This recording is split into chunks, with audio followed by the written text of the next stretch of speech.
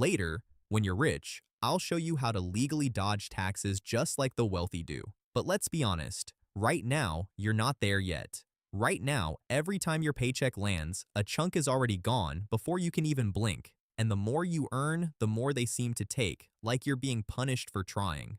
Meanwhile, somewhere above you, there's someone worth 100 times what you'll make in your life, handing the government a smaller slice than you did last year, not by cheating, by knowing the rule book you were never given. Number one, they don't earn income, they own assets. When you work a job, you earn what's called ordinary income, your paycheck. And ordinary income is the most heavily taxed money in the entire system. It gets hit before it even lands in your account. But the wealthy don't live on paychecks. They live on assets, stocks, real estate, ownership in businesses. And when those assets grow in value, that growth gets taxed at a completely different, much lower rate.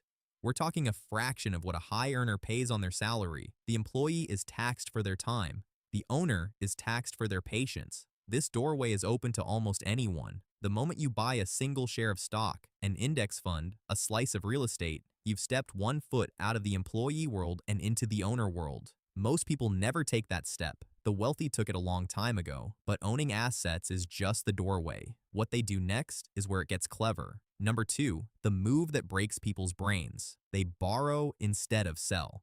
Okay, this one sounds impossible the first time you hear it. Say you own $10 million in stocks. You want to spend some of it. A normal person would sell shares. But the second you sell, you trigger a taxable event and the government takes its cut. So the wealthy don't sell. They walk into a private bank and borrow against their assets instead.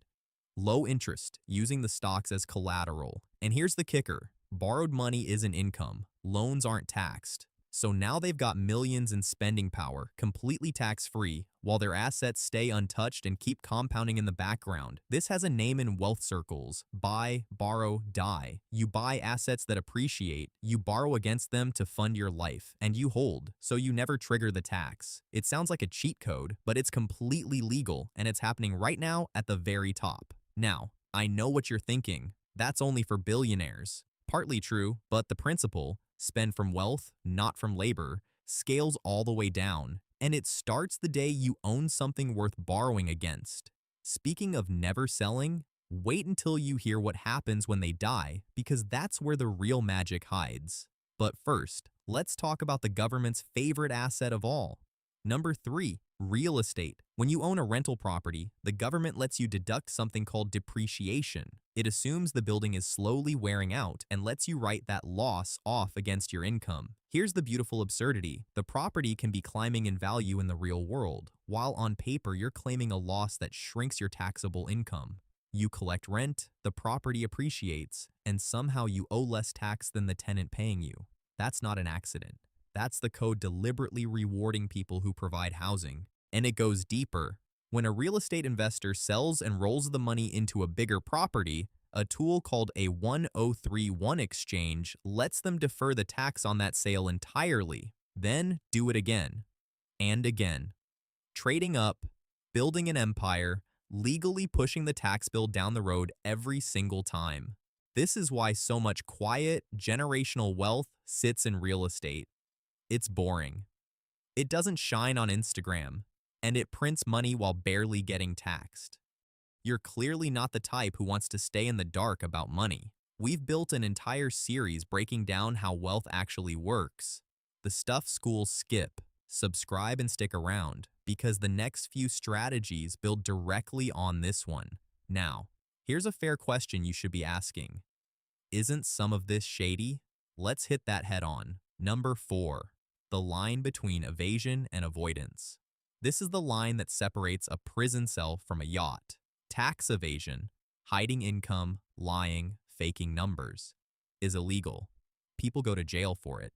But tax avoidance, legally arranging your finances to owe as little as the law allows, is not only permitted, it's expected. Every deduction, every retirement account, every write-off exists because a lawmaker put it there on purpose. The wealthy don't break the rules. They read them. They hire people whose entire job is to know the code better than the person who wrote it. The middle class fears the tax system.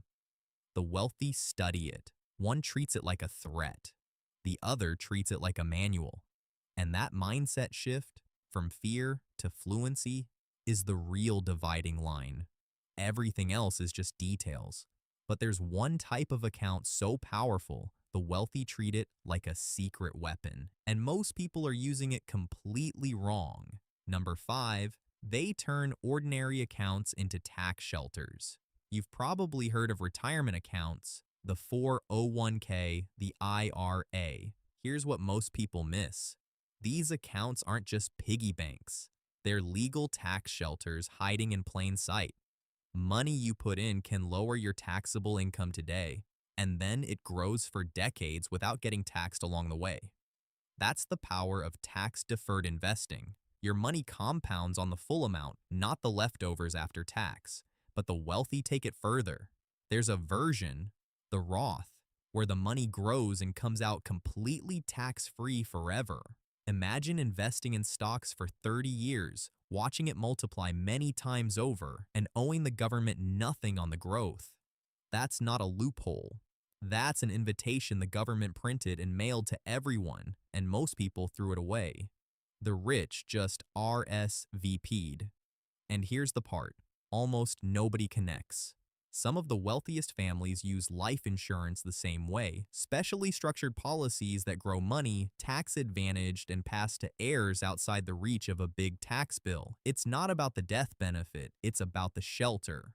So the tools are sitting right there. But the wealthy have one more advantage, and this one isn't about accounts at all. It's about who they are on paper. Number 6. They own businesses, and businesses change everything. Here's a shift most people never make. When you're an employee, you earn money, get taxed, and spend what's left. When you own a business, you earn money, spend on what grows the business, and get taxed on what's left. Look at that again. The order flips. Expenses come before tax, not after. Suddenly, things that were personal costs can become legitimate business expenses. The car used for work, the trip that's also a meeting, the home office, the equipment, all of it lowering the taxable number before the government ever takes its slice. This is why the wealthy are obsessed with ownership. A business isn't just income, it's a completely different tax status. It's the difference between being a passenger in the system and being in the driver's seat. And the beautiful part? You don't need an empire to start. A small side income, writing, freelancing, selling something you make, cracks the door to that owner's world. The mindset comes first. The scale comes later. Remember when I said the real magic hides in what happens when they die? Number 7, they pass it on without the system taking its cut. Remember buy, borrow, die.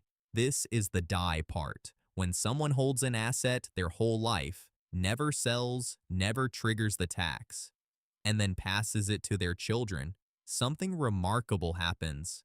The tax code often resets the value of that asset to its worth on the day it's inherited. All those decades of growth, the tax on them can simply vanish. It's called a step up in basis, and it means fortunes can move from one generation to the next, while the enormous gains built along the way go largely untouched. This is how quiet wealth becomes generational wealth. Not one lucky lifetime, a compounding dynasty protected at every handoff. Meanwhile, the average family passes down a paycheck-to-paycheck mindset and a little bit of debt. Same country, same code, 2 completely different games. Let's bring it all together, because once you see the pattern, it never leaves you. The wealthy own instead of earn. They borrow instead of sell. They love real estate because the code loves it back. They avoid, they never evade. They turn boring accounts and even insurance into shelters. They own businesses so expenses come before tax. And they hand it all down with the gains protected. It's not a secret vault or a shady offshore trick. It's public. It's written down. It's free. The only thing separating the person who uses it from the person who doesn't isn't money. It's knowledge. The wealthy were simply handed the rulebook early. Now you've got a page of it too. You don't need a fortune to start thinking like this. You need to buy one asset, Open one account, learn one rule, because inflation quietly eats the money sitting still in your account every year, and central banking policy will keep moving the ground under your feet whether you understand it or not. The people who build real wealth aren't smarter than you. They just stopped playing a game nobody told them the rules to, and started playing this one instead, quietly, patiently, on purpose. If this opened your eyes even a little, do one thing for me. Comment the words tax-free so I know you're serious about actually using this. And since you now understand how the wealthy keep their money, the natural next question is how they build it in the first place. I made a full video on the quiet investing habits that turn small salaries into real freedom. Click it on the screen right now, and I'll see you in the next one.